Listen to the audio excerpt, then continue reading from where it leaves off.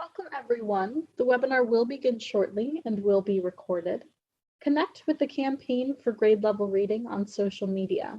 On Facebook, like the page Campaign for GLR, and on Twitter, follow the account @ReadingByThird. Additionally, we have just set up our new LinkedIn page and encourage you to follow us at Campaign for GLR.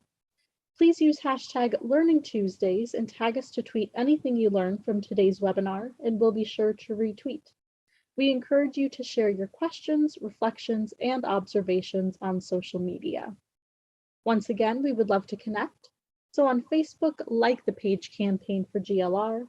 On Twitter, follow the account @ReadingByThird. And on LinkedIn, follow the page Campaign for GLR.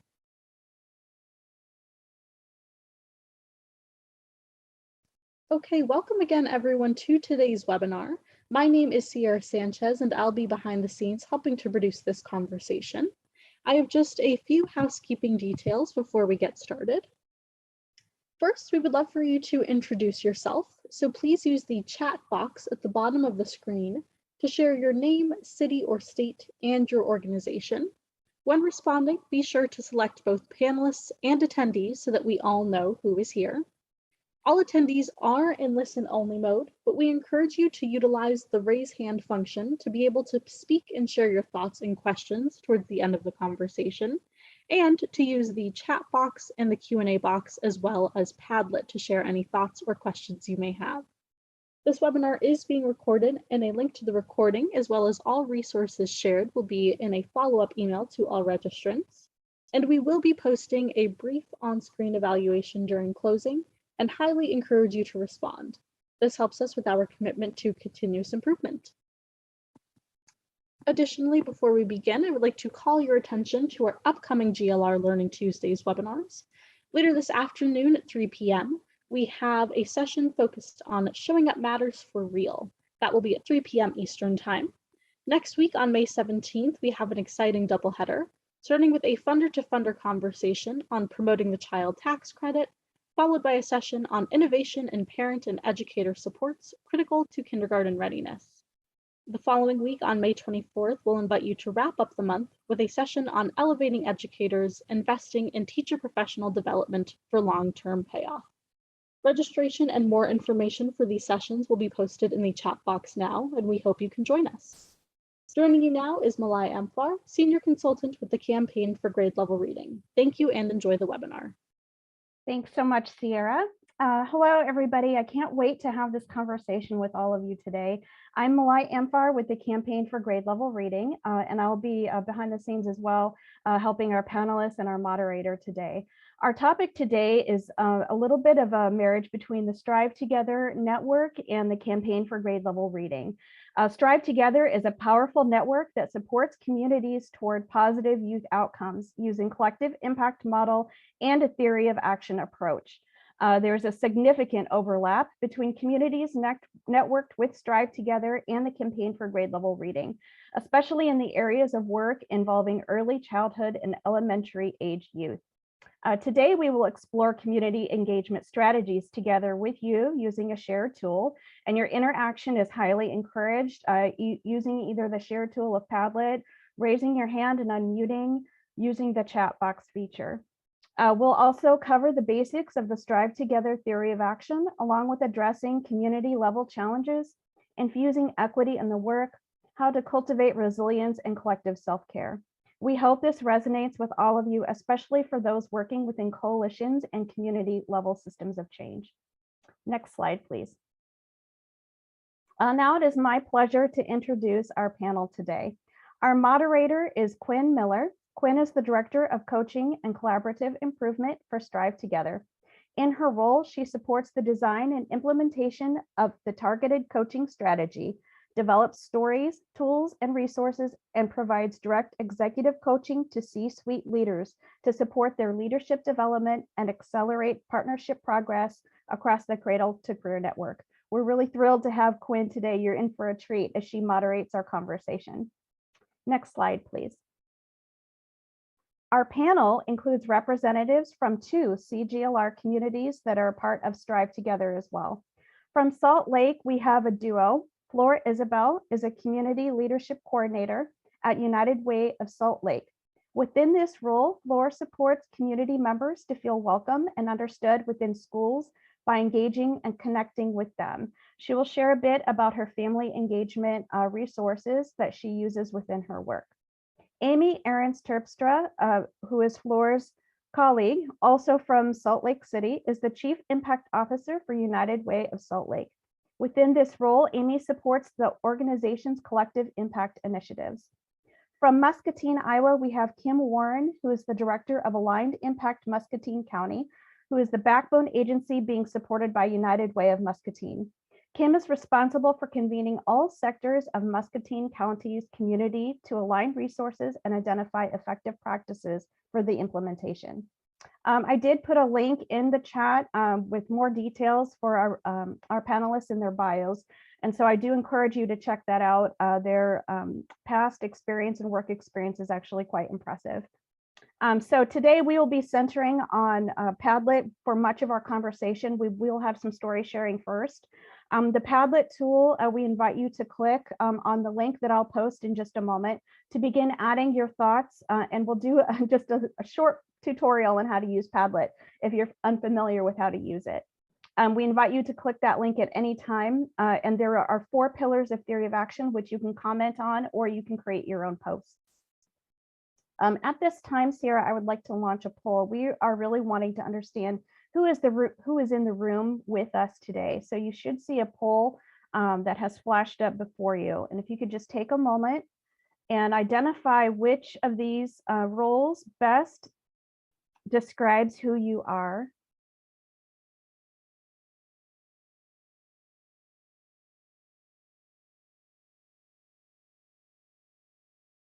And Sierra, we'll leave that up for just another second.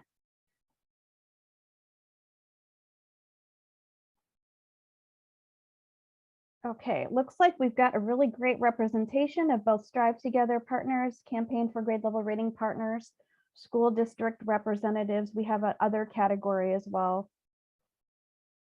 And if you could also, if you haven't done so already, please put your name and organization in the chat. We'll be referring to that as well today.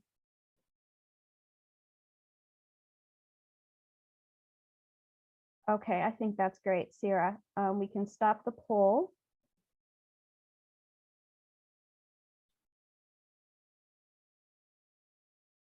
Thanks everybody for participating. It's really helpful for us to see who's in the room. In a bit, we will talk about the roles that we all play, and it's helpful for us to understand who we have in the room today.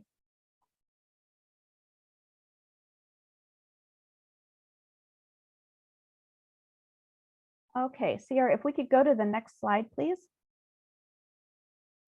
So we do have a check-in question too, and this is something that we were really wanting to do to celebrate the various work that everybody does within either the Campaign for Grade Level Reading Network, the Strive Together Network, or if you're a program partner, I see that we have many school district partners that are here as well.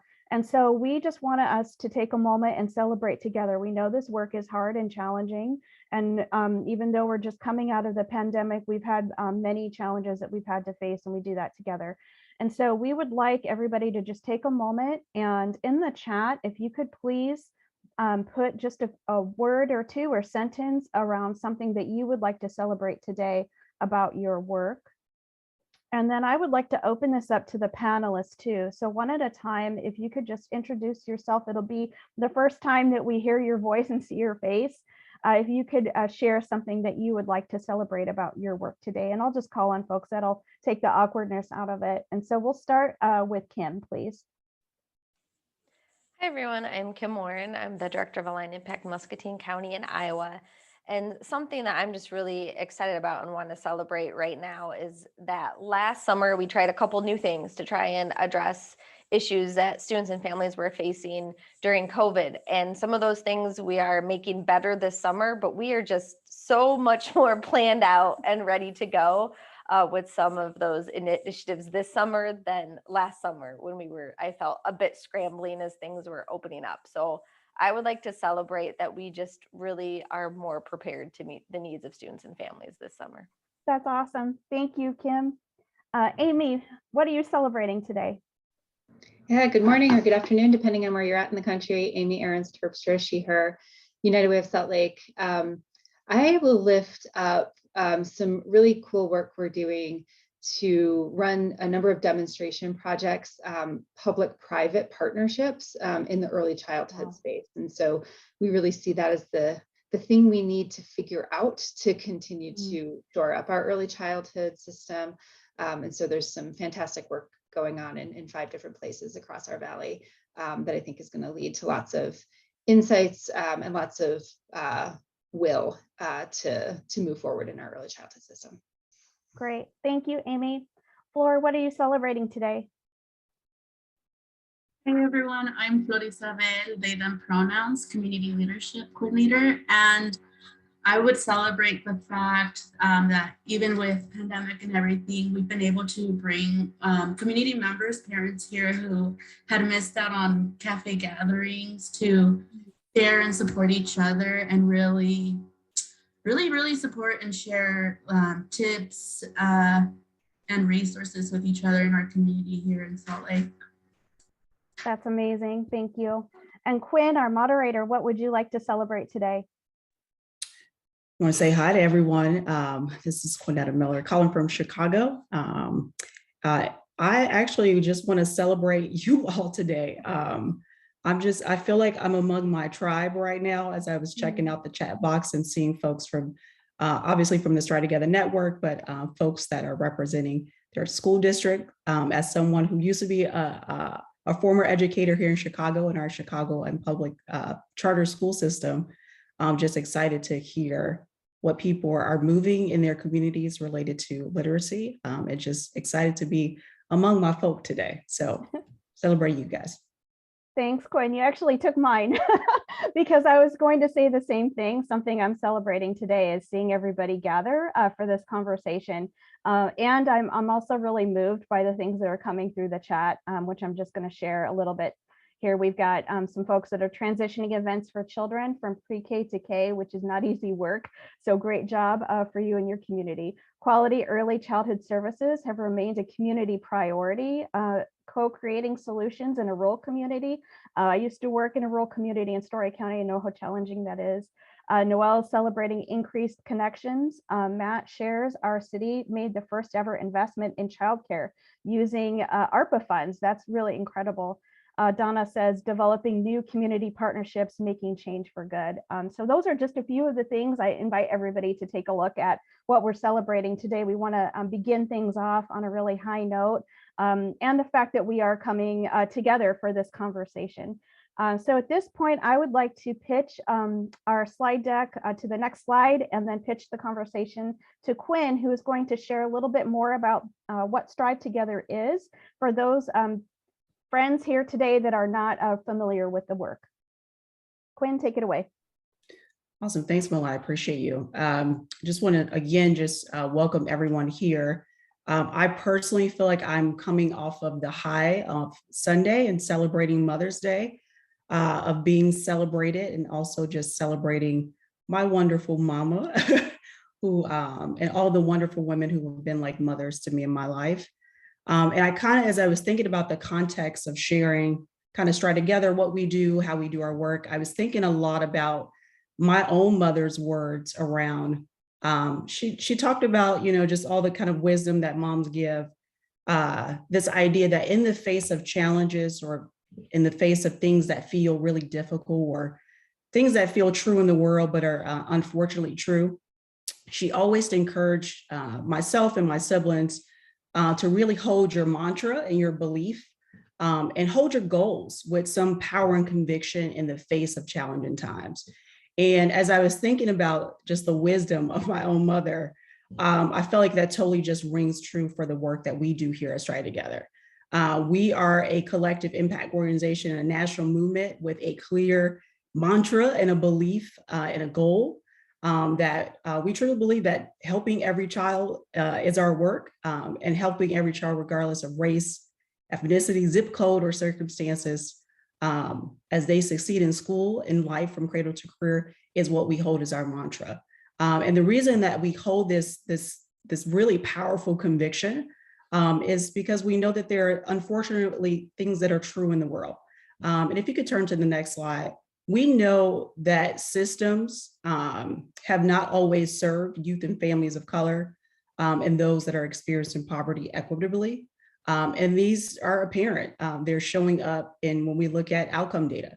It's probably showing up for you guys as you're looking at specifically third grade reading data, thinking about literacy for the early grades. And at Stride Together, we truly believe that is every child, right? The work that we are responsible for is really with our partnerships, and as they're doing this with their local partners, is really to break down barriers, advance racial equity, change systems, and really improve those outcomes for families and with families and community as much as possible as they're working towards the pathway for economic mobility. And if you go to the next slide, I get excited for this slide because it's even in the face of those challenges, we know that it's possible, right? We know that it's possible for us to meaningfully and collectively work together to improve outcomes for youth and families and with families and communities. And many of our partners in our network are doing this very thing, right? They're working to improve outcomes along the Cradle to Career roadmap towards economic mobility. And all of you know that are sitting in third grade reading, that so much of the data shows that when young people are hitting these milestones on the pathway to economic and career success, these are actually the greatest predictors of high school graduation and career success. So for those of you that are just in that place of so passionate and doing all the coalition building for literacy within your context, it's coming out of that desire and that belief that we know that if we do this work early, it's just going to set up our young people for powerful success for high school and for career. But how do we actually do it? These are ambitious goals when we say every child. But we truly believe that we cannot do this alone. And if you can go to the next slide here, I know Kim, Flora, you guys have probably heard this like 1,000 times, but we truly, truly believe this, which is no single agency or sector or person, however innovative or powerful that we think we are, could actually accomplish the changes that we want to see, especially when we talk about systems transformation, that we actually need each other to do this. We have to do it collectively and across sectors and do it across districts and do it with collectively with each other. And it really comes out of this belief that large scale social change actually comes from better cross-sector coordination rather than this kind of isolated interventions that we see happening at the individual organization level. It actually requires us moving an approach that moves us from our individual agendas to really thinking about what's the collective approach that we can really mobilize around one shared agenda. And our organization, we really are just a platform for connection. We have about close to nearly 70 partnerships in our network that we provide tons of support to. And they provide tons of support to each other. And really our work, if you can go to the next slide here, is we try as much as possible to wrap our arms around our network members that are really taking up that charge, right? Taking up that mantra, which is every child. And we know that in order to really do that in a powerful way to support our partnerships, in those backbone organizations, as they are building talent, really leveraging resources in their communities, and really truly thinking about how do you communicate the kind of change work that's necessary. We are here as a national movement to really support our partnerships and sort of, we think of it as like key roles that we play. So one of the most powerful roles that we play is convening folks, which is pulling people together, similar to what's happening right now around ideas, around shared agendas, around outcome spaces, around policy initiatives. And another powerful kind of role that we play organizationally is coaching. As Malai mentioned earlier, part of my primary role at Stride Together is to provide executive coaching support to our leaders in our network, because leaders need reflection spaces and times and spaces to unpack things, to think about places that they can make small tests and changes in their own leadership as they're driving the change work. And another role that we play is codifying the work. And as I shared with Malai earlier, I hate the word codify. It's one of those jargony terms that we tend to always use in our organization. But really, it's about how do we take what we know and what we've learned from each other and share it more broadly, not just with folks in our own context, but share with others that are a part of the network as a way to support them in their acceleration of their work. And then the last two kind of big roles that we play is really around investing and influencing. So there is some financial support that we provide our partnerships in our network as they're building the capacity of their backbone organizations. And the hope is that we're continuing, right, to influence the field of collective impact work, that it is important that we think about those key drivers of success on that roadmap from cradle to career, and really influencing others to think about holistically, what is it going to take, right, for us to get to economic mobility? It requires us to work collectively across those outcomes together. If you can go to the next slide here. As I shared a little bit about our role, I want to say a little bit about the powerful role that our partnerships play in our network. So as I said, we are convening folks, we are coaching, we're codifying, which is taking those wonderful learnings and sharing it. We are investing, we're influencing, but it's our partnerships, right, who are pulling their local folks together, that are aligning the stakeholders. They are building sustainable capabilities with local leaders, not just, the typical kind of systems leaders, but also like families and youth. They are changing and spreading effective practices and directing funding and resources. And what they're doing is really holding this container, and I hate to say container, but it's really this space for how do we stay accountable to the goals that we have named to really accelerate what we want to see in terms of changes in our community for youth and families. And then the other role that we can never forget in this work around systems transformation is the folks, I call them the boots on the ground. Reminds me of when I was in the classroom, and these are the folks that are directly interfacing with youth and families every day. They are engaging in collaboration. They are advocating for policy and practices changes. They are investing into what works, and they are sustaining successes to make sure that they're achieving some measurable progress as they're doing this work with youth and with families, and with you, as given the work that you guys are doing with young people in the classroom. If you go to the next slide here. And I said all that to say that this work is not easy. It is developmental. So we have partnerships that have just joined our network, or are slowly building what we call the infrastructure or the blueprint to bring about these changes.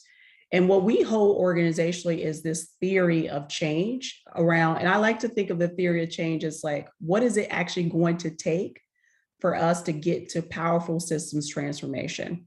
And when we say systems transformation, it feels like this unattainable, nebulous goal, but it really is, what are the significant, powerful shifts in practices, power structures, and policy that we can change collectively to close disparity gaps, to really improve the conditions and the success that we want to see, because we believe in youth and families in our community.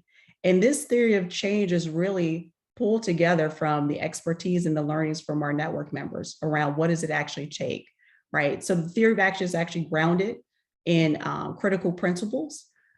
We truly believe in engaging the community. I know Flora is going to talk specifically about that today, that we cannot do this for community. We have to do it with them. And so how do we powerfully engage them as co-creators in this work?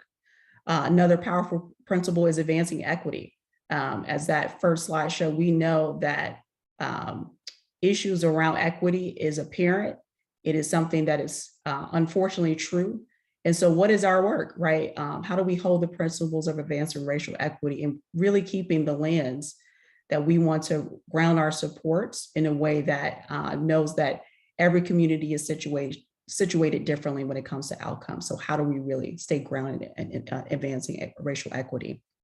And then another part of our principles is like continuous improvement, right? So we're constantly testing things. We believe that small tests can yield big results. And so where might there be opportunities to test strategies around literacy improvement and really monitoring that progress over time? And a powerful principle we have is leveraging resources. And leveraging resources, is financial, but it's also how do we leverage the existing time, talents, and treasures of the people as we are moving towards this idea of changing systems that support young people of color and those that are experiencing poverty. And what we're going to ground our conversation in today is really the pillars. And the pillars are really just those categories of work that help change how a community works together to achieve lasting equitable outcomes. Part of those pillars that we're going to zoom in today is around having that shared community vision. Folks in our network are going to talk just from their range of experience. How do you build public will, right, around galvanizing folks towards a shared agenda? Another powerful part of the pillars is how do you make decisions based in data that is both qualitative and quantitative, and really using the experience, the lived experience of those in the community as a way to drive decision making. And then the last two is around collaborative action, which is like, how do we develop a framework with each other to advance these outcomes, especially when we're working across sectors and agencies. And the last pillar, again, is around investment and sustainability, which is the long-lasting part. How do we make sure that we have the money, I hate to say it that way, but the money and the people, right, to sustain the work that we're testing in communities. And want to say this really quickly, the gateways are really just a way for us to see, like, this is developmental. These are kind of milestones, progressive milestones that our network members are moving along. And so you all would get a range of ideas from our partnerships today, who will talk a little bit about what does it mean to be kind of at the beginning of this work, in the middle of it, and then as you're really moving systems in your community, what does that work look like there? And if you go to the next slide. I want to just drive home this really quickly, Malai, if you don't mind.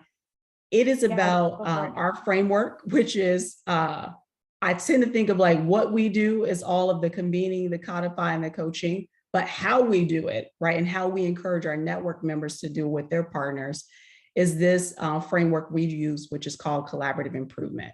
And it really is grounded in this belief that in order to pull people together across systems and agencies and sectors, you have to have some sort of framework that you can pull people into that drives towards some type of change. And really collaborative improvement, we pull different methodologies from things that we know that have worked, which is results count, which comes out of the Annie Casey Foundation, which are skills that we support our leaders around, which is like, what does it take as a leader to lead this type of change? Skilling up our network members around continuous improvement, which is how do you take that kind of like, qualitative data lens and quantitative data lens and start using that to drive the success and strategies and changes in your community. And then we always want to center this in around people, which is the human-centered design, that we are people that are doing this work. It is not a straight line, it is very messy. And so how do you keep the people centered in the work and really design things around and with folks? And we know that that combination really brings about the improvement, right, that we want to see in communities. And then just my last slide here, I want to drive home before I turn it back over to Malai, is this idea that we have for so long centered our work around institutions. And if you can go to the next slide here, we truly believe that when we're actually willing to put the needs of children and families first and to do this with them, we could powerfully move, right? The outcomes improvement that we want to see. But we got to begin to think of families and young people and our students as co-creators with us. And this is the thing that's going to accelerate us, right, towards the systems transformation that we're hoping to see in community, as well as to do this in a way that honors, right, the contribution and the power of community to do this with us. So I'm going to pause there. I'm going to turn it over to Malai, but I just wanted to give a quick overview of kind of who we are, what we do, and just how we do our work. Thanks so much, Quinn. I really appreciate so much of what you have shared with us. And this slide in particular is really striking me, just the visual of how families and youth are centered within the Strive Together space, and everything that that you have shared with us, just really centering that. And I think, this is a really great place to transition to how this works in our communities at the community level. We have 2 communities who are going to share their stories around their work that they do, Cradle to Career, with the focus on the CGLR space, since this is the Campaign for Grade Level Reading. So I think it is at this point that I would like to offer and encourage Kim to share her story with Aligned Impact Muscatine, and then we will transition to Amy. So Kim, can you please take it away? And Sierra, could you advance by 2 slides, please? Thank you. Great, thanks. So we're going to get really kind of deeper into the work as this conversation goes, but we did want to provide a brief overview of our community so you could kind of get a sense of what our priorities are and where we're at along this theory of action. So Aligned Impact Muscatine County actually started without the county, Aligned Impact Muscatine, in 2016. We got some funding here in Muscatine, Iowa, along the Mississippi, from the Iowa College Aid Commission. It's a state commission, and they were giving out collective impact grants to improve post-secondary outcomes, but you were allowed to kind of do the work however you saw fit. And we really wanted to do cradle to career work, knowing that all those milestones across the way are very important from cradle to career. We kind of got, I will say, almost a bit stuck. I was the only staff person for the first few years, and we kind of really needed help moving our work forward. And in the fall of 2019, I learned about Strive Together. And as soon as I heard about Strive Together, I was like, these are the people we need to help us move this work forward. So we joined their network in 2019. And the coaching that Quinn was talking about and all the supports we have found to be invaluable, because they really helped us move our work forward. So we can go on to the next slide. In 2020 and then into 2021, because nothing in 2020 went as planned, Strive Together really helped coach me to lead our Leadership Council, which is a cross-sector board that governs Aligned Impact Muscatine County, separate from the United Way Board. Really walked us through some strategic planning. So our mission is to align community resources and identify effective practices for implementation to reduce achievement gaps and improve outcomes for all students and families. And then our goals really are centered cradle to career. So every child enters kindergarten ready to learn. Every child succeeds academically through supports in and out of school. That's really where our third grade early literacy work falls in. Every student graduates from high school prepared for post-secondary education or career training, and every adult has completed the training and education necessary to obtain a career that can sustain a family.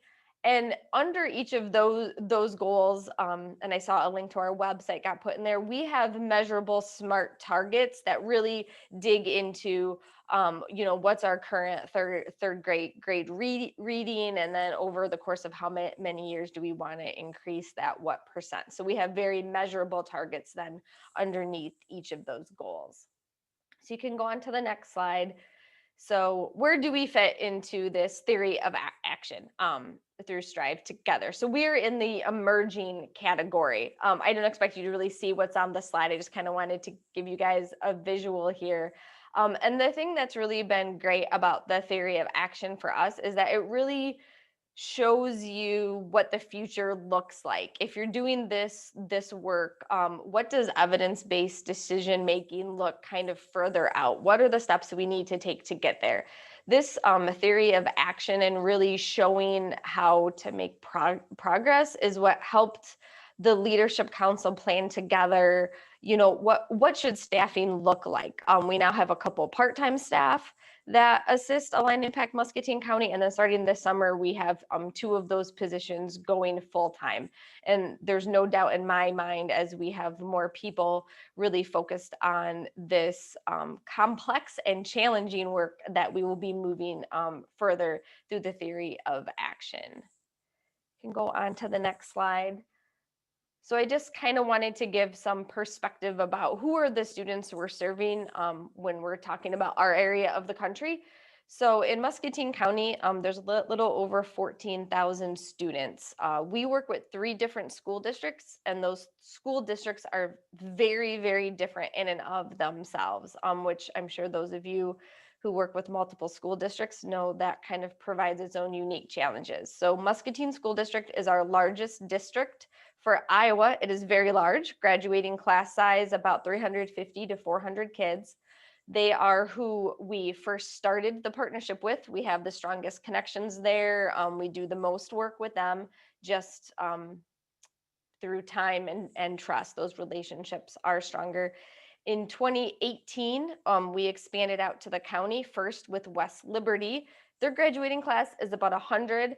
They have a minority majority in their community, and they have a dual language program, English and Spanish, through most of their curriculum. And then the third school district, and kind of the last to partner us, is the Wilton School District, also rural, and that graduating class is about 50, and they are a far more homogeneous community than Muscatine and West Liberty. So we have a variety of students we serve, and the school districts themselves look very, very different, to kind of put in perspective who we're trying to serve in Muscatine County. So now I'm going to turn it over to Amy, and she's going to share about United Way of Salt Lake. Thanks so much, Kim. So if we go on to the next slide, you can get a sense of sort of who we are as an organization. So I'm with the United Way of Salt Lake, as I mentioned earlier, and we exist for one reason, and it's to see this vision through, that all individuals in Utah are secure, economically mobile, and thriving.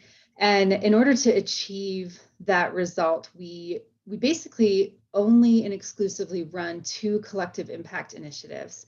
The one I won't talk about much today is via our 211 resource and referral work, which increasingly is about applying collective impact principles to the social care infrastructure in our state. But today, the sweet spot of where the Campaign for Grade Level Reading and Strive Together sort of Venn diagram for us is around our Promise Partnership work. And you can see in our results statement here for our Promise Partnership work that it really aligns closely to what Quinn described in terms of sort of what Strive Together does and the work that they do with local partnerships like ours.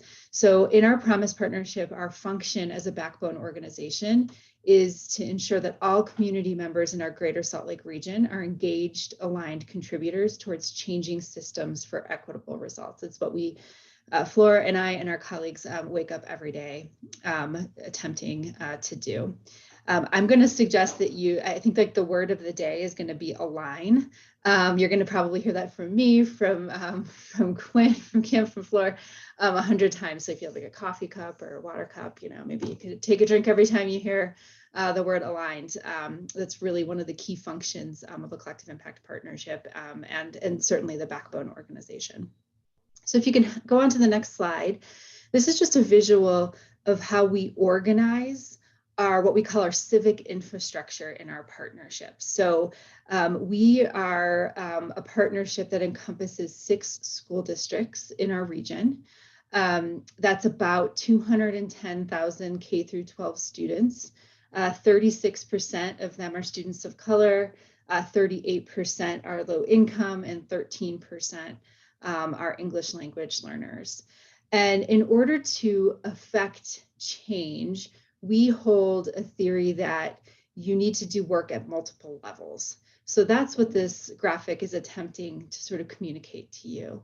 It's that we do work in schools. We run a community school model. We support that in a variety of different ways.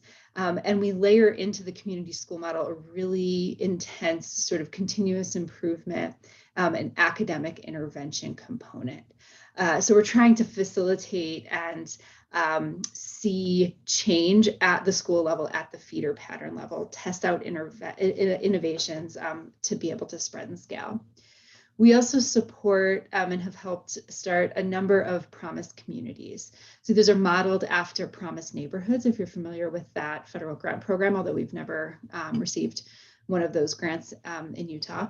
But essentially, this is where the civic leaders in that community have come together and said, we want to wrap our arms around families and kids in this community and the schools in this community. And we're going to build out a cradle to career system of supports to make sure that no kid falls through the cracks.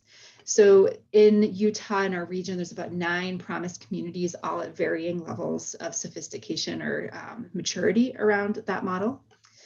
So a number of our team members really support those communities.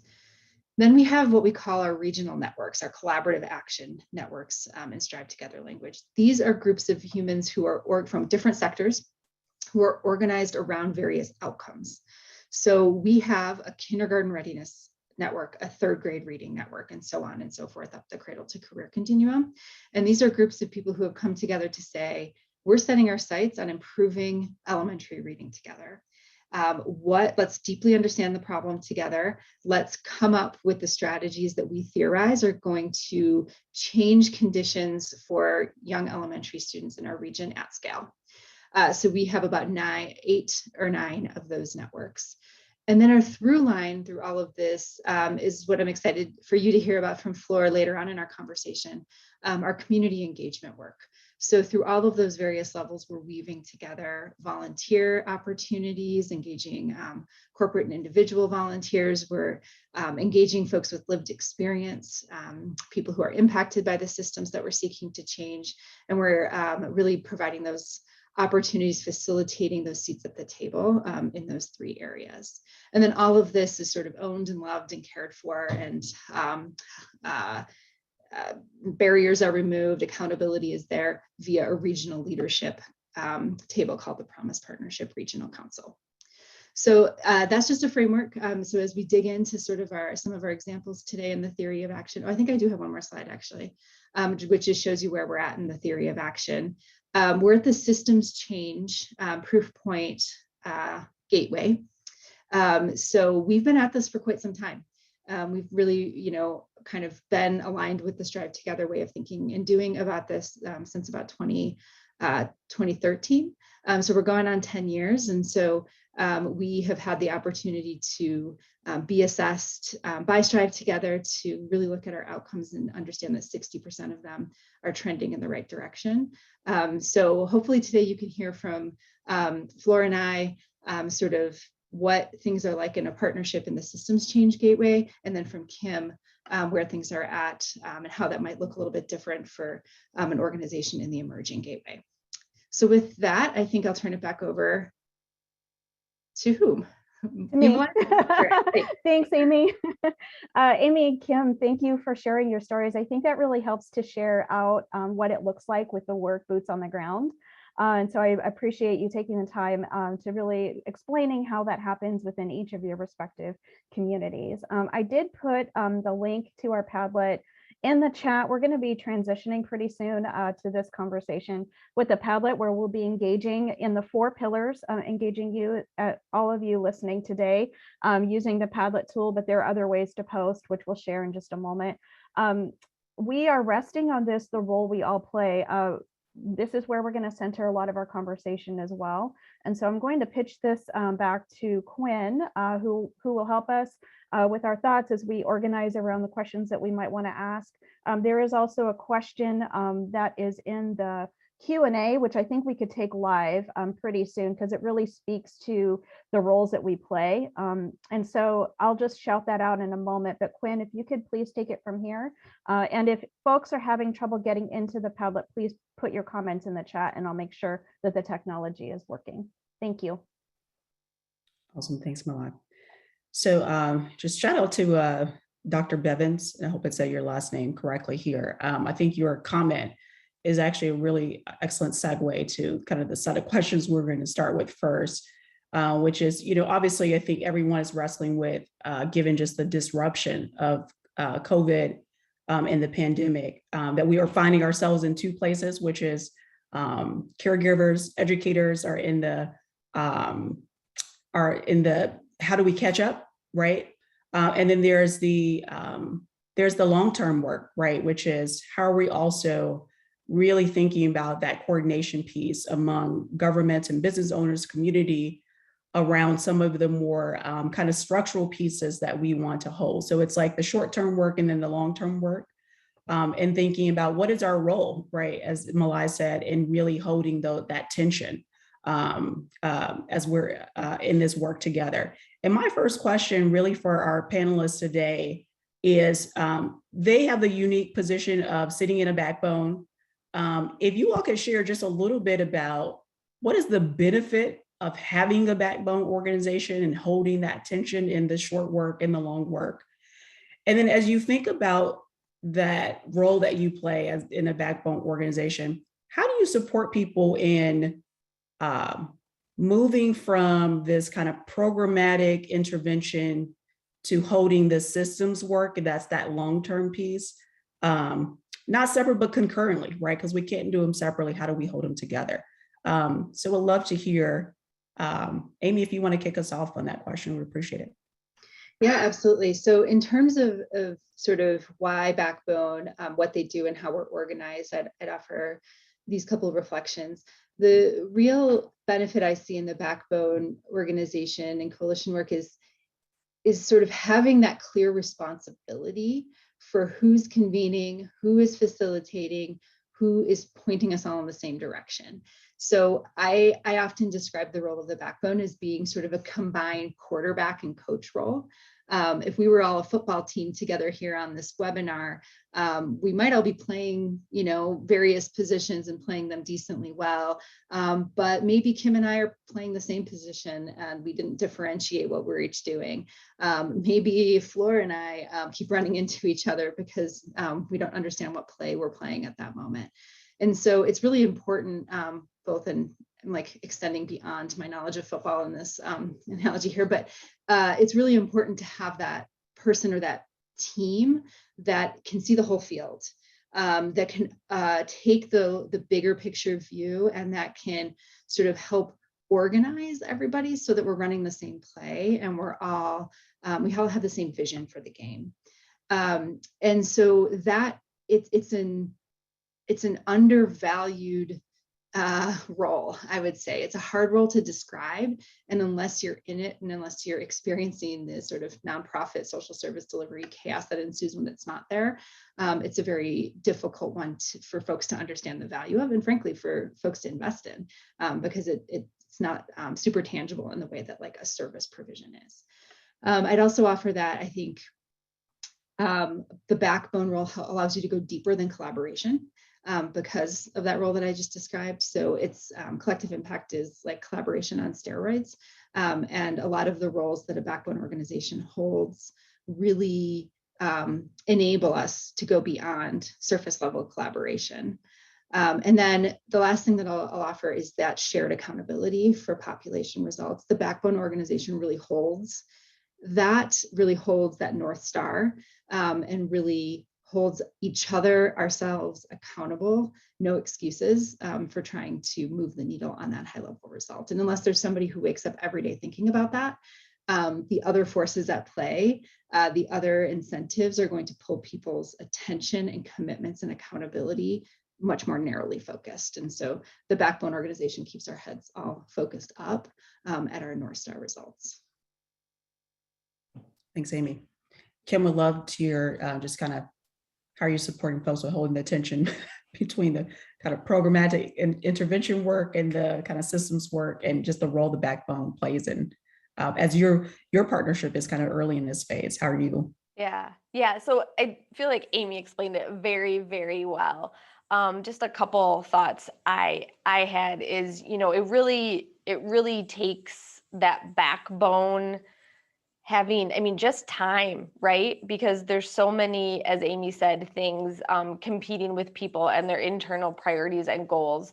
Collective impact was actually discussed in Muscatine in 2014. The community really saw that there were issues that were impacting the community for decades, like high school graduation, that there really wasn't any movement on. And if we don't all work together, and a group of leaders was looking at collective impact, and they tried to split up the pieces of the backbone organization, and nothing really moved forward those 2 years. And that was when they really realized we need to get funding for the backbone staff that other communities are doing, because you do need someone to have that high level view at all the times and convening people together and keeping them focused.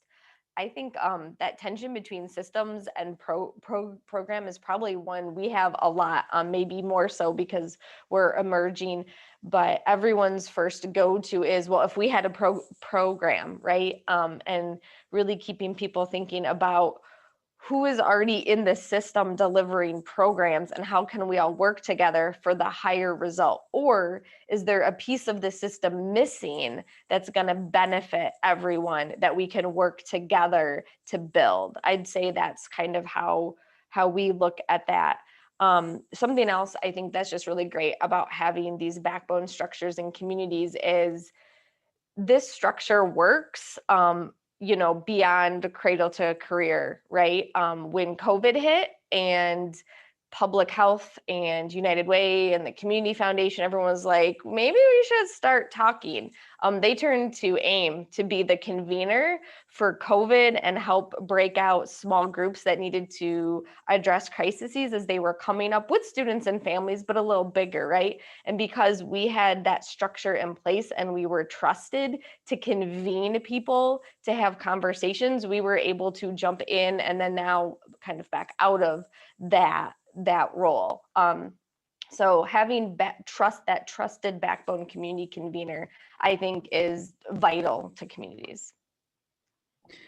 Yeah, and I appreciate you guys sharing that. And just a couple of things I heard was, and I love that. So I'm going to steal that, Amy, the whole football analogy. But it very much reminds me of this idea of like just the importance of having folks that could take the balcony view. Because those existing backbones have been established in times of chaos, which I don't know how else to describe COVID at this point. The fact that people were able to immediately rely on you all as just a trusted entity to support that widespread coordination is just a powerful example of like the importance of having the backbone. I want to pause here just to kind of, I see some folks are putting things in the Padlet, which we greatly appreciate. Malai, anything around just backbone org, structure questions that we looked up? There is something I'd like to lift up that Dr. Bevins had posted in a relation really when Amy was speaking around how the role that the backbone agency plays is critically important right now as we're understanding that we have some things happening within our overall systems. And so I just want to lift up that comment that came through in the chat. So thank you for placing that. The resounding comment basically that the community and its members benefit from these efforts that the backbone agencies play as we look at how everything is shrinking in terms of resources or of support or what have you within the different nonprofit sectors and the schools actually as well. The backbone agency can play a very critical role in bringing folks together to align things. Amy, I use the word align, I should drink from my cup, and really to support the work overall where the community and families and children would benefit. So thank you for posting that. And we have some backbone agencies that are here with us today. Many were posting who they are and where they're from. So thank you for that. It is at this point, Sierra, if you could advance to the next slide. I just want to show folks what they should be looking at when you bring up the Padlet. We're going to center on the Padlet for the rest of our conversation. We have really built this to be a conversation with all of you. So feel brave to raise your hand and unmute as we go through some of these questions. We also placed audience questions for you as well directly in the Padlet, so you can add those by commenting. I did post some instructions on how to use the Padlet. So we'll go through this really quickly, where you can read the instructions there. You just click on the comment bubble to the post that you're wanting to make the comment on, or you can open your own post by clicking on the pink and white plus sign there. So Sierra, if we could just quickly transition from the slide deck, here's all of us. Slide deck to the Padlet, screen share, and then we're going to have a conversation with all of you in the audience and with our panelists today around some of these things that have come up for us as we're thinking about the 4 pillars, the shared community vision, the evidence-based decision-making, collaborative action, and investment and sustainability. We really feel like these 4 pillars, although Strive Together centers on these, Campaign for Grade Level Reading in some way, shape, or form centers on these as well. And so that's why we're having a conversation today. So I will pitch it back to you, Quinn, for moderating the questions. Thank you. Sure. And so someone just sent me a question, which I think is great question, which is there some sort of document that outlines the structure and roles that people take on within a backbone organization? More than happy to share that. We do have a document, right, around the accountability structures for collective impact. So I'm more than happy to share this. So just wanted to ping that. Our next set of questions really are around the first pillar in the theory of action, which is shared community vision. For many of you, this is probably very intuitive. It's like, how do we bring folks from diverse groups together around some sort of shared common goal? And it is a much easier statement to say than a statement to do. When we talk about shared community vision, we really are talking about how do you bring folks together around holding some population accountability. And what we mean by that is really, we have a goal around results that we want to see for subpopulation or population in our community, that they are better off. And it is something that is passion for all of our network members to powerfully name that, right? That shared vision. But how do you translate it? For my question for the panelists, like, how do you translate that to the work? And how do you, and really be honest, like, what's kind of the good and the bad and the ugly of like trying to mobilize and get political and not political, but buy-in, right, around a shared community vision? Something easier said than done. How do you guys do it?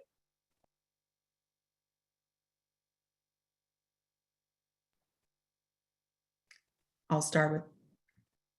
I'm happy to jump in. And then I'd love for Flor to talk some about what that looks like in terms of surfacing the ideas, the assets of community members and how that can help create shared vision.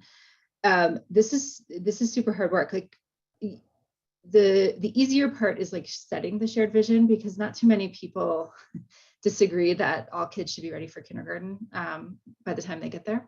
The real challenge comes in, one of the folks put this on the Padlet, a question around this, when people are entrenched in their own view of how we should reach that vision. And this plays out for us pretty dramatically in the early childhood space. There's just different camps and different viewpoints on what preschool, in this case, should really look like. And one of my observations of the last few years about that is that ultimately people are entrenched because there's a scarcity mindset. There's just not enough money in the system. So people feel like they're fighting over scraps. And so when we can acknowledge what the real thing is that we're actually that's actually driving our poor behavior and our disagreements, then we can actually align around fixing that thing. And so that's our approach right now when it comes to preschool is let's set aside our differences and all work on getting more funding into the system to support public and private, a public-private approach to pre-K in our state. The other thing that I'll just mention before turning it over to Flor is that it takes very skilled backbone team members to do this work. So we have worked with Strive together to sort of get really clear about what the competencies are that we need in our backbone team members who are running these networks, these collaboratives. And one of the competencies that we look for and we have well defined is called catalyzing collective action. And it really is that skill that is really hard to pin down and peg, but it's about somebody who's incredibly skilled at mobilizing and energizing people to act together towards that shared vision, but doesn't take all the work on themselves, but does just enough to move it forward. And it's a real, nobody teaches that, right? Like that's not something that you can take a course on and just get better at. It kind of comes with a lot of experience. And so we're really intentional when we hire and when we're coaching and when we're cultivating our backbone team members to be really good at doing that. Flora, would you like to talk a little bit about community engagement? Yeah, I wanted to mention that just with what has been said about aligning with everyone in our community has really been beneficial for me. I've only been doing this work for just a little bit over 2 years, which seems like a lot, but with the pandemic, it seems like very little to me. But yeah, really, I'll refer to like this example of my project that I worked on last year in the fall.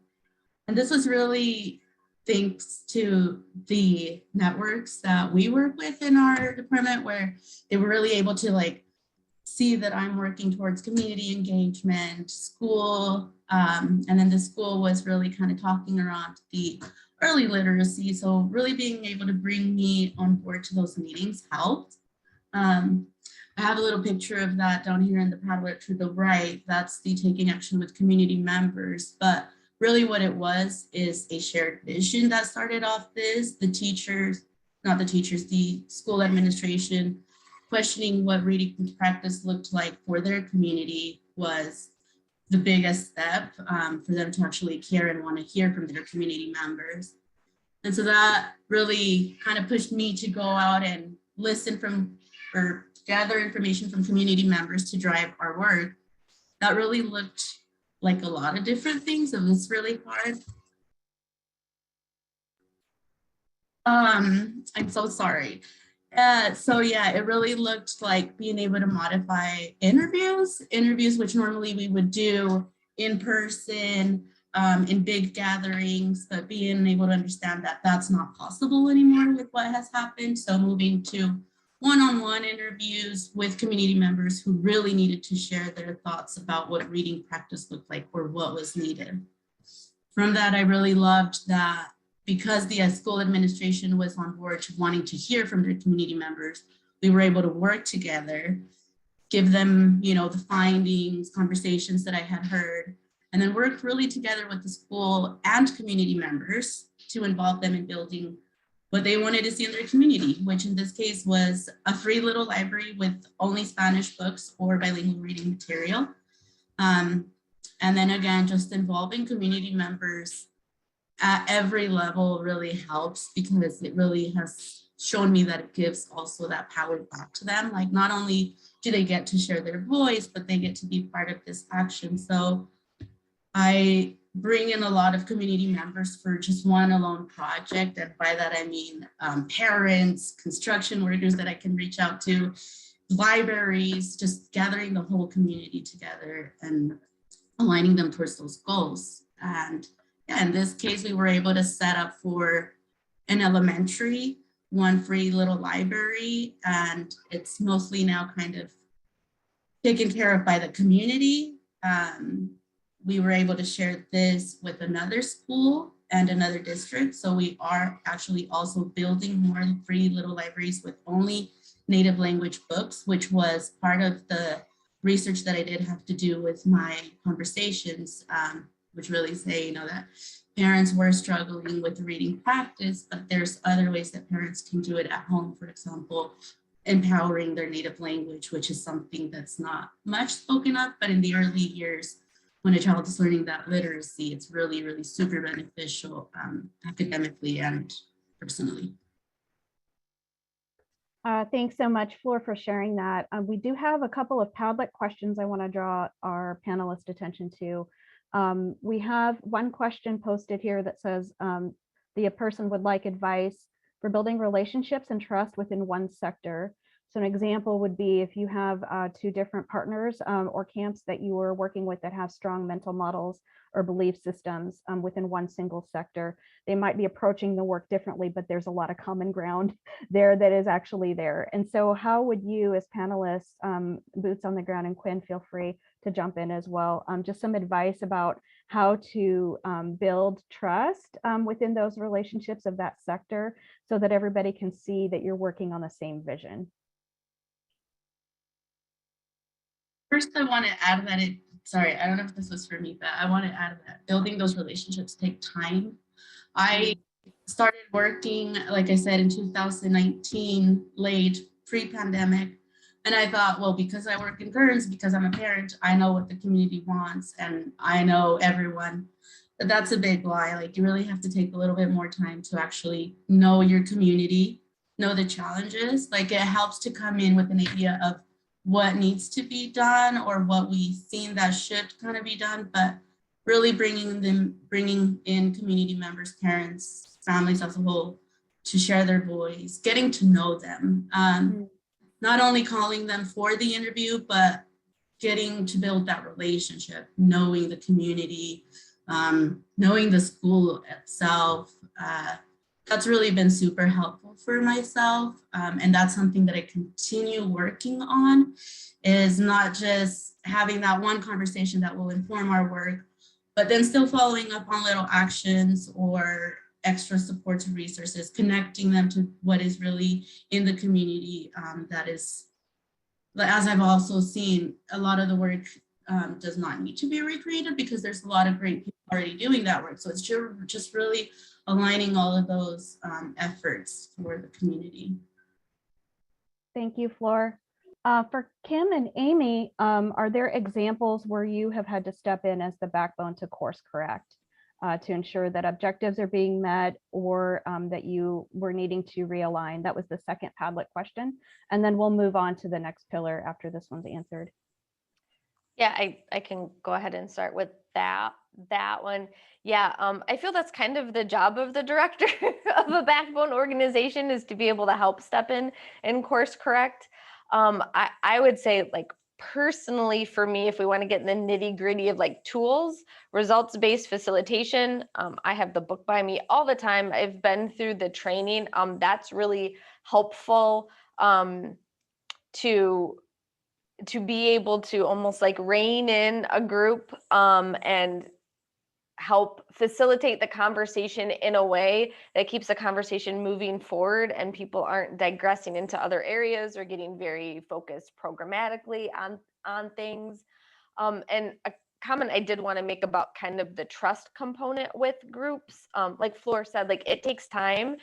And again, like, nitty gritty, just tool tip is I try and create space at the beginning of meetings for a check-in question that relates to what we're talking about, third grade reading, for instance, or something, but a question that they're personally answering something about themselves, even if it's just what book they're reading or something, so they can start. You're more likely to trust someone and work with them when you find you have common ground somewhere else and you know them as a person. So creating space in this work for people to build trust with each other outside of the backbone is very, very important. Thank you, Kim. Sorry, I think my go ahead, Amy. Go ahead. I think my wireless mouse's battery is going, which is an inopportune time for oh no happening. So I can't unmute and mute myself very quickly. So I agree with Flor and with Kim, and would just also offer data can be really helpful here. both the qualitative data, the voices of community members like Flora was describing, quantitative data to more deeply understand the challenge that you've come together around, and then the data that like the sort of the performance measure data that's measuring the activity and impact of the group in the near term, and analyzing those, putting those in front of the group can help, if you're a skilled facilitator, lead them to come to their own conclusions about course correction, which is often a much better way than just saying, hi, Amy, think that you should be doing something different. More often the tension for us really comes in that, especially when it comes to early literacy, like we've been talking about, the work tends to quickly go programmatic, which is fine. We need programs, like I'm not,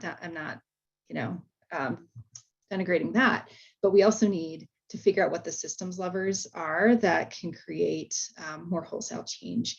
And that's hard. And that's the real value that we get from, especially the Campaign for Grade Level Reading, or those ideas, so we can come into the room informed to seed some of those ideas that might not be kind of at the forefront of folks' minds based on where they sit.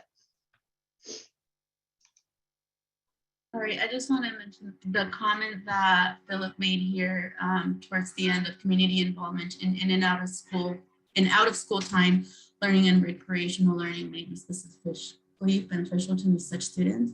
I just will say that it is. That's also why I decided to continue hosting those parent cafes, because it is something not that I wanted to have, but that community members wanted to have out of school hours to be able to do some more learning for themselves as parents, and also to learn additionally how to further support their students. So yes. You guys, I appreciate the ping here on data, because that's actually kind of the next set of questions. So the second pillar, it's part of the theory of action, really is around, it's all about data. It's about using data to make decisions.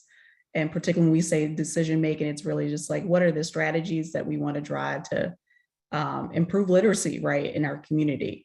And we organizationally have just been getting so many lessons from you all as network members around data is not just the, the kind of quantitative outcome data you get. It's also the qualitative data that, that Flora, you mentioned, like, how do we listen to the lived experience of community and what how they're experiencing this, and using that to drive how we're thinking about strategies. And then Amy, you mentioned this idea of like, we got to also look at the systems level data, right? Which is, how is the system performing relative to student outcomes? So we got to really think about all three of those things. And my question for you guys is, as you think about data, we say all the time, and I hate to say this term, but we say it all the time, data, we want to use data as a flashlight. But for in many districts that we work in and support, data is not always used as a flashlight. It's used as a, I got you, right? Or there's privacy issues around data. How do you all support your partners around what's the type of data they should be looking at to drive decision-making, the protocols, how to collect it, how to use it, how to disseminate it? What does that process kind of look like for you all as you're using data, particularly in a collective impact frame? How do you address that tension? I can talk. Go ahead, Flora. Yeah, okay. So first of all, when I reach out to community or anyone to try and work on a project, I'm very clear up front first of why my intention to conduct a conversation is, and then we do have consent forms and clarity and options around, would you like to be identified? Would you like your information to not show up? And then that depends on the parent, caregivers, whoever is participating with me in my conversations that I'm holding, if they'd like me to share any names back. But for the most part, I try to keep it not just very private, just because it is a lot of information and real lived experience that they're sharing that I already know for a fact is like a big step to share on. And then also we have a small group that can access our data or records in our system, in our database, I guess it's called.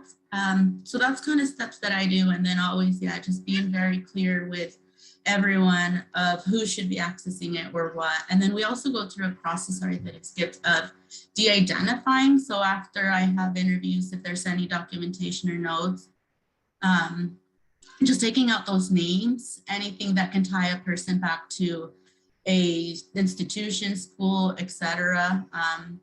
And then just also being very clear about the fact that inadvertently there is also the risk that some information may be found, but fortunately that's how it's been held and been successful.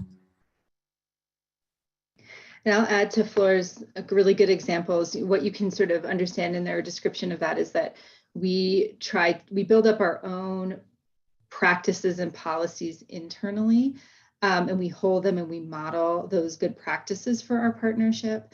And we extend those tools and those policies to our partners that want them.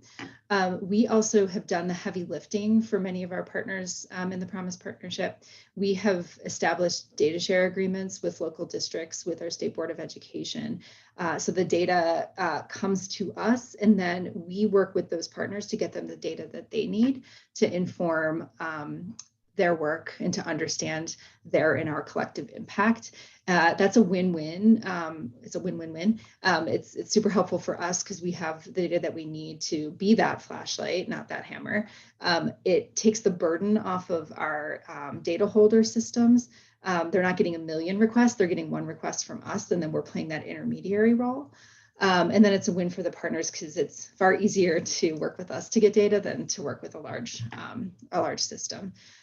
There's a lot that we could, I'm sure, dig into around data, the enablers, and all of that. That could be a whole session. So maybe I'll just end before turning it over to Kim with the thought that we also try to make a lot of our data publicly available, aggregate data. So you'll find dashboards on our website. We publish a report that I'm looking over here at the stack of them every year that's has a report card of all of our high 6 district level outcomes as an accountability and transparency tool. And so part of that data function as the backbone is holding up the numbers no matter how they look. They might look really bad. They are going to look really bad once we start getting the data from this last school year because of the impact of COVID. And so that's a real piece of that data function that I'd hold up to that we play. So we are in the process of implementing the sort of data system Amy just described. We have our data sharing agreements in place. We have a system, someone we're working with, working on onboarding the community organizations. It's taking us a while. Once we're fully staffed this summer, it's going to go faster. So we're working on putting that sort of very formal system in place. Just one thing I kind of wanted to talk about data is because we have been in a time when that traditional school data has been missing that we're used to seeing, right? You know, for us in Iowa, kids take the ISAPs in the spring starting in 3rd grade. That's the big 3rd grade benchmark. That was just missing, right, in 2020. And we just couple of months ago, maybe got what 2021 looked like, and it was just as bad as everyone thought, right? So when we were coming out of COVID and designing with the school district and the community, what sort of summer school program do kids need now? When we looked at the data, the school district presented us their data, community partners, and was like, how, we want to work as a community, and they disaggregate it. That's something that's important. How are we breaking student groups up to see who the system's working for, who it's not? At that time, it was by grade level. And I think everyone probably saw it. 1st graders had the hardest time because they missed that 4th quarter of kindergarten. So we used just really simple, like fast data, because all the school districts do it. In absence of other data, we'd use to try and build a program as a community for students and families. But the kids had been assessed so much that school year to see what had they lost, where were they at, right? They had all these different, to figure out how to scaffold the curriculum, right? Those kids were assessed, at least in our area, so much when they came back from that closure that the school district and community very specifically didn't do those standardized assessments for the summer school program and focused on student and family satisfaction with the program. And that was really what drove what did success look like that summer, because everything was so different. So I think it's important to note that while we talk about these high level milestone indicators, they may not always be there. And that's something we never expected. But sometimes there's other more important quantitative or more qualitative talking to parents and students about how things are going that we really need to keep in mind all the time too. Yeah, and I appreciate just the things you guys lifted up, which is really being intentional about all of those data, like the pieces of data to hold, like how are young folks doing, being really clear about what's available, what isn't, what's the proxy data to use to drive some decision making. And then something you guys mentioned that I think is really important to lift up is this idea of like being a trusted entity, right? To kind of hold the space for folks to be the sort of direct contact around when we get access to student data, what are the protocols that we have in place organizationally to support people that are using it? And I appreciate you just driving home, like, how are we responsible to the folks that we're getting data from by circling back with them around like how it's being used, not circling back, but saying it at the beginning of the interaction. So just appreciate you guys kind of sharing those insights. Actually, this is a good segue to our next pillar, which is around collaborative action, right? So I think so much of data is being used to drive what's happening in the collaborative action phase. And for us, we naturally say collaborative action is like, how do you move folks from talking about what they're going to do to actually doing it? And so we have a framework that we use, collaborative improvement. I know that you guys spoke to pieces of it, which is the results-based facilitation and others. But curious to hear from you guys, what have you been finding most helpful in terms of a framework or just pulling people together? What elements are you prioritizing that really supports people in moving from talking about what they're going to do to actually doing it? What would you suggest for folks on the call today? So some of the things that I'm prioritizing would be the language, time, language and time for families around here. That's something I really am like passionate about, is also empowering community members to take collaborative action with me, just because these are not fully my conversations. They are the ones that have guided it. And so it's really helped to work on that relationship, to continue sharing information and how it is going to be used or what it could look like, because that's helped them want to be involved. So caregivers, I'll give a couple examples, didn't fully understand school community council. After sharing this with the school and with parents and sharing what it really meant, they're now being involved at their schools in community council, even not understanding full it or with the language barriers, but really supporting that language. So we encourage teachers, or not teachers, schools and admin to provide documents, agendas, etc., in their native language that they'll understand with less jargon. These cafes that I'm holding, like I mentioned, I started because community members voiced that they missed these potlucks that used to happen at schools because of the pandemic.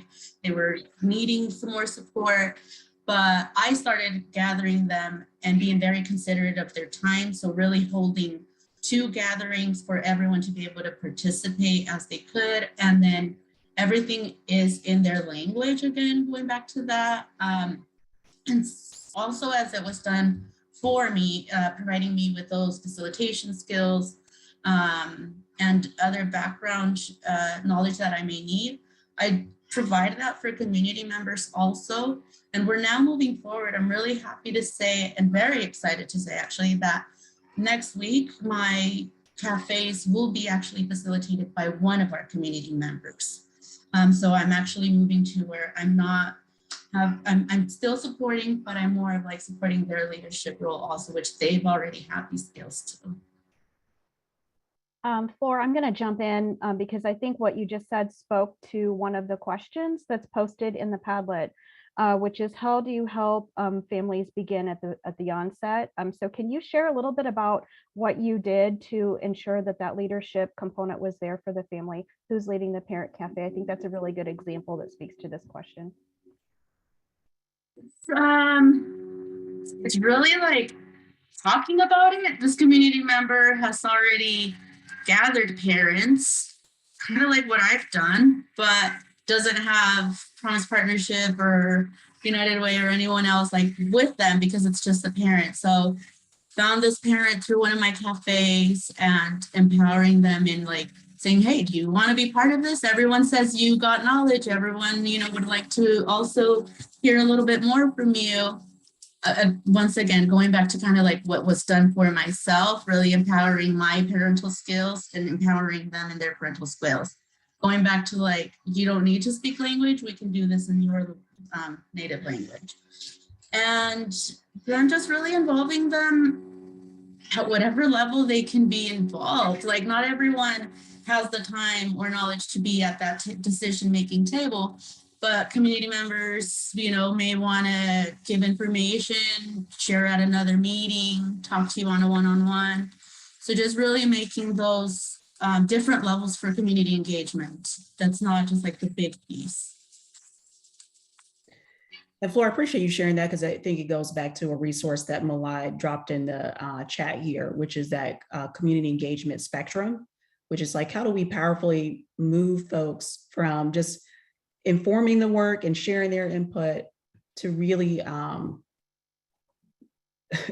almost handing the reins over, right? And trusting community to lead the work. And so just you guys are so appreciative of just all the things that you've shared just around the, like, how do you do the collaborative action work? It's the having, Amy, I'm going to steal that term. I feel like I'm stealing so much from you guys today, but having that person that can catalyze conversations and really hold the work of the group. And then Flora, appreciate the example you named of like, how do we then move folks from informing the work to being co-creators of this thing with us? Want to hit on our last pillar here before we kind of wrap up for today. And this last pillar is really, I like to call it the meat and potatoes because it's the thing that undergirds and sustains all the things that we're doing, which is investment and sustainability. And I appreciate Malai said something to me as we were planning for this, that it's not, it's funding, right? It is, which is so important, for this work to maintain itself, but it's the people, the time, and the talents that we want to keep as part of doing this type of work. And so I'm curious to just hear from you guys, like, how are you engaging funders? And then what are the key resources that you've needed to just continuously invest in moving this type of work forward? What does that look like for your partnership? Yeah, I'll try to be brief here. We first of all engage funders at the table. So we have different seats in our partnership leadership table. We have influencers, so funders would be in that bucket. We have community members seats and advocate or content expert seats. So we sort of bake in sort of everyone at the table, big tent. We also try to educate them. And so just helping to understand what we do, why it's important. And a dream is to have collective impact efforts going with all the funders in Utah so that they are applying collective impact principles to how they distribute funds in the community. Wouldn't that be powerful? And then in terms of what we need continuous investment in, I would just offer backbone infrastructure, like I mentioned at the top. Very few sort of entities or funding organizations understand its importance. And so that's what we need continuous investment in. Policy work, super important in this systems change work to have that money that you can use towards policy and advocacy. Community compensation, we pay community members who are engaged in the examples that Flora is giving. They're not paid to be there otherwise, I am, so they should also be paid. And I could go on and on, but maybe I'll turn it to Kim for the final word on that. Amy said all the great stuff that I was thinking around there. I do want to say again, paying people for their time for participating, be it students, be it families, yes to that.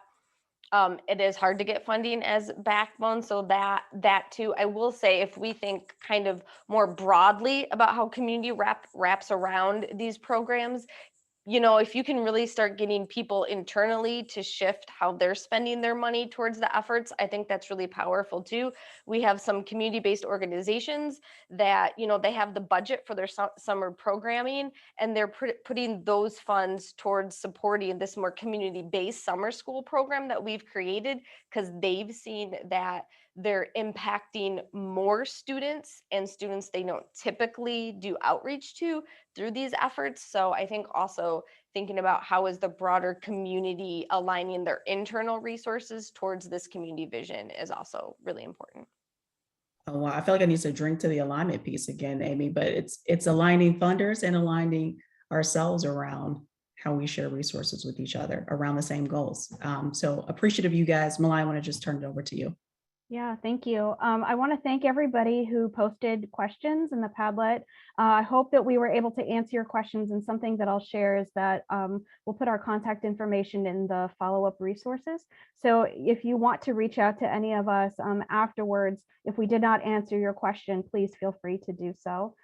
Sierra, if you could please share the screen. We have some amazing webinars coming up. We'll just finish our conversation today and wrap up. And I just want to thank all of the panelists and Quinn for your excellent skills in facilitation. Our upcoming GLR Learning Tuesday webinars, we have a double header today. There's one this afternoon about learning loss recovery, and then about attendance. We'll have Hetty Chang helping with that one. So that one is one not to miss. We also have a few others that are coming up. On the 17th, we have another double header, one that's a funder to funder conversation, and another one based on parent engagement and educator supports for kindergarten readiness. And then the last one that we'll be sharing on May 24th, this one is about relational supports, investing in teacher PD, which is always an important topic as we are coming out of the pandemic. So at this point, I would like to thank everybody for joining us today, and we'll wrap up the webinar. I will be sending out follow-up resources, and as I said, if we did not answer your question, feel free to reach out at us. Thank you so much, everybody. Thanks, everybody. Take care. Have a great afternoon. Bye.